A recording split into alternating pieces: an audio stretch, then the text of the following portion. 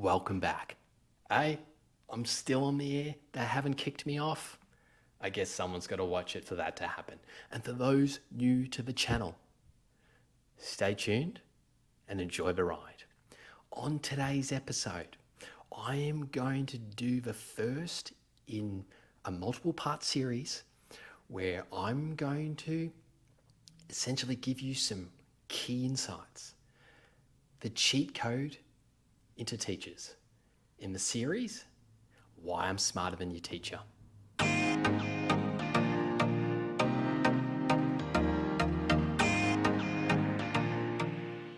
Because school is the gateway to life. Being smart is one thing, having social skills is another thing, but school gives you the opportunities, it provides the options for you to do what you want to do in life. And to take full advantage of that, you need to develop those skills, knowledge, and the attitude to excel. Let's get into it.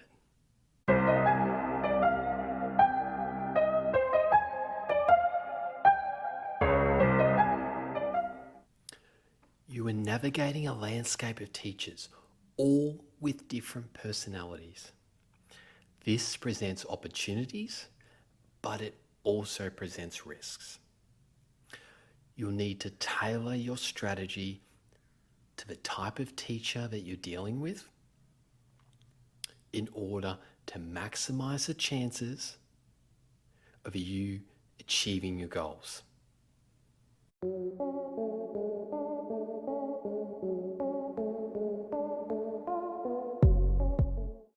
So, to help you out, we're going to have to first define the problem.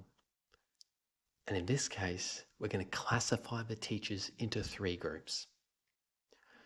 You've got the first group. They're the teachers with the God complex.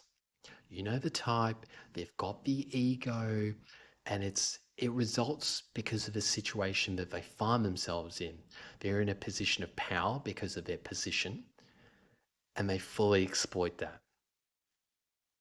Secondly, you've got the teachers who are educators. They're the teachers that love to teach. They're there, they have a passion, they want to teach knowledge, they hopefully want to teach how to learn, because that is key as a student, knowing how to learn. And finally, you've got the teachers that I like to call the absent but present. They're the teachers that they do the bare minimum.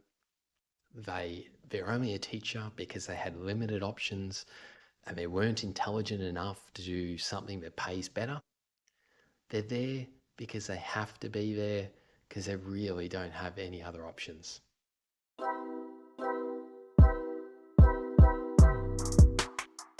So, what can you do about it?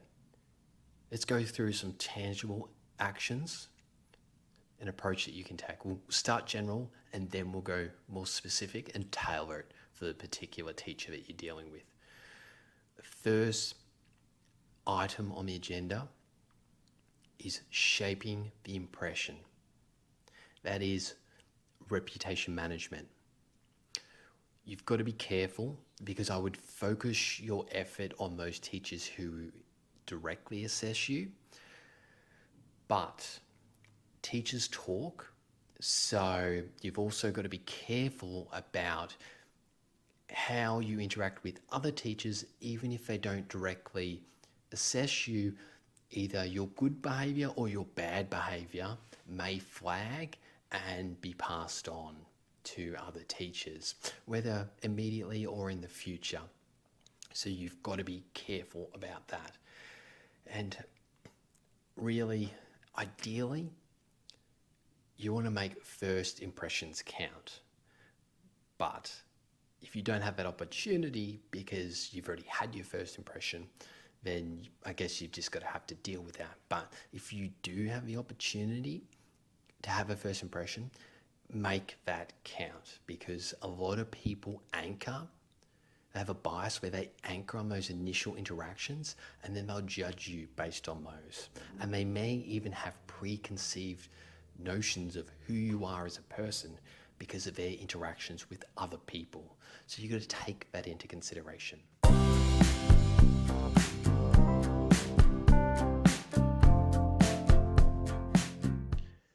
So, to really get you to grasp what I mean, I'm going to go through a real life example.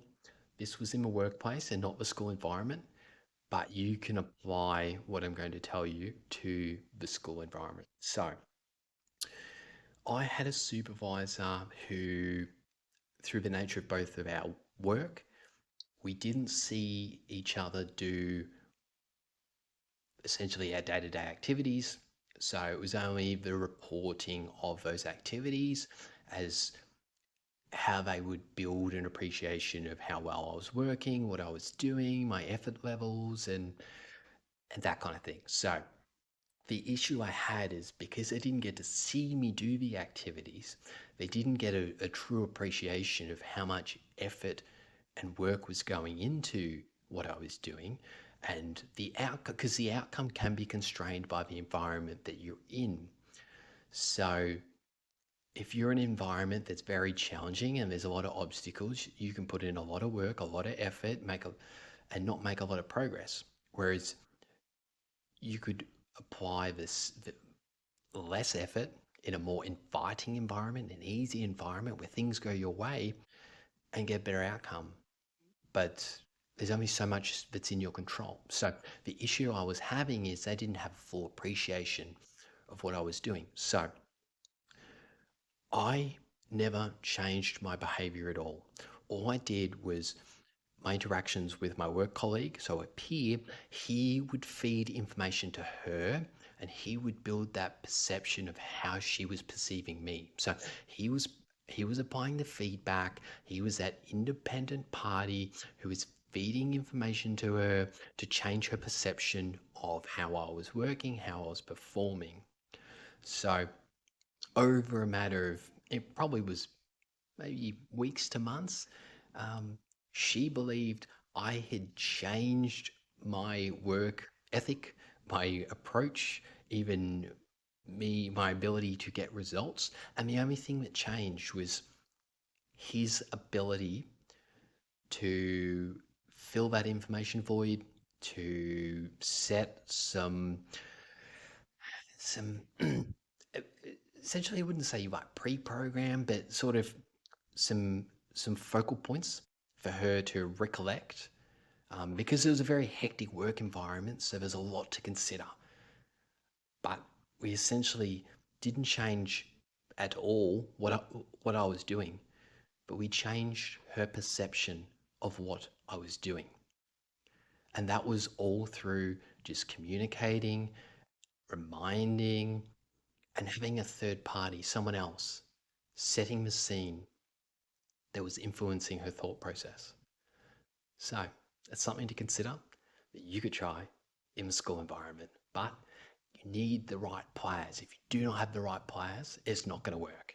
That third party needs to be believable, needs to be a trusted work colleague or associate of the person that's doing the assessing to bridge that gap and influence to get the outcome that you're looking for.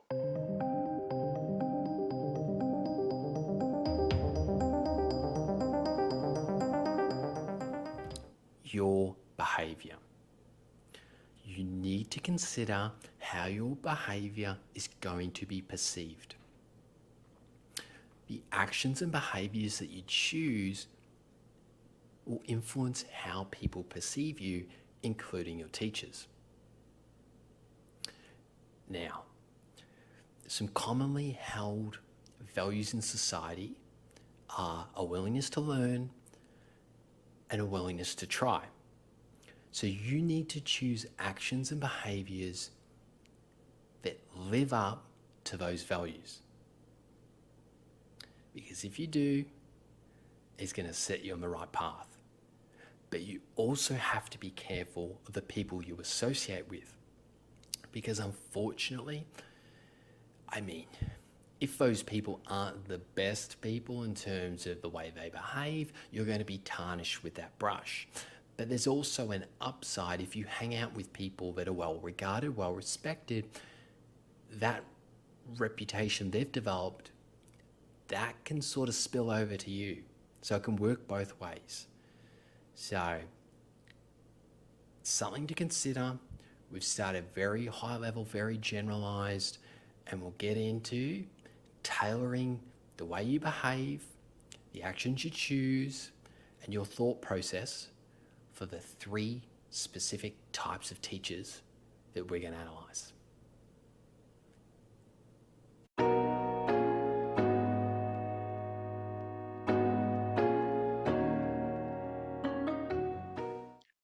So let's get into the teacher-specific approach. First up, teachers with the God complex. They see themselves as the ultimate authority, intellectually, morally, pedagogically.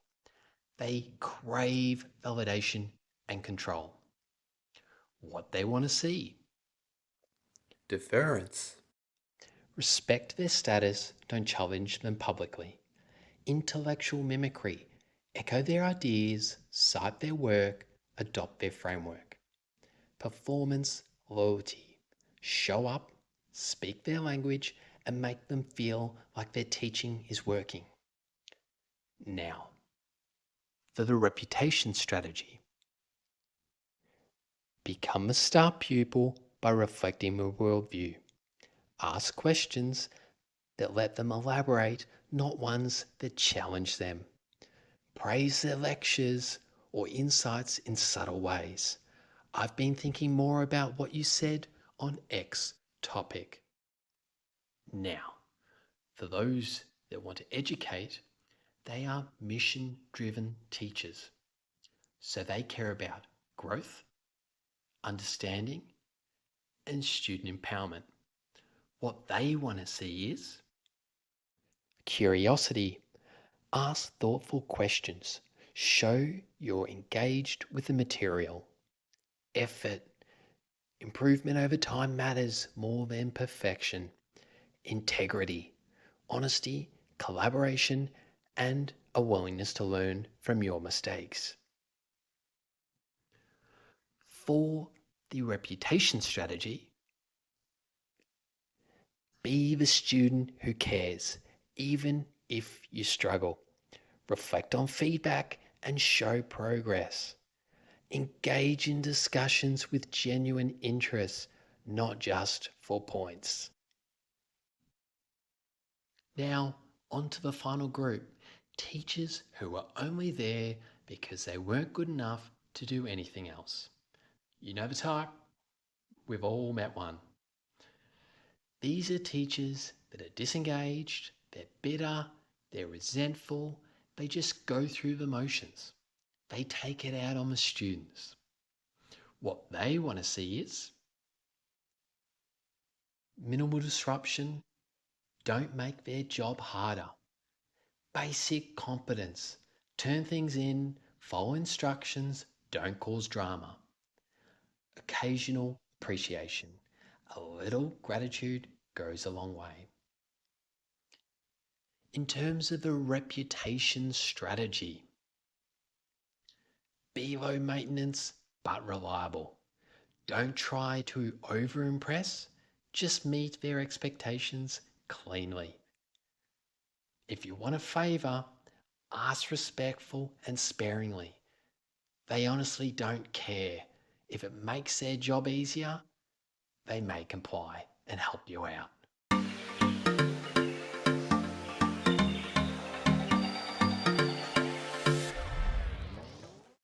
Now, for the strategic takeaway, let's sum it all up.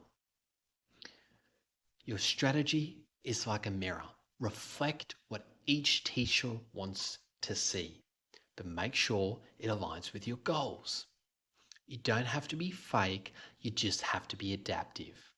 Think of it as a social code switch. It's the same core values, you're just changing the packaging to suit the teacher. Now, If you like this video, do not forget to like, subscribe, and share this video. There are plenty of people out there that need to see this video, so share it with them. And for the love of God, subscribe. It's a zero cost move. It costs you nothing and it helps me out. Thanks for watching. Catch you later. See you next time.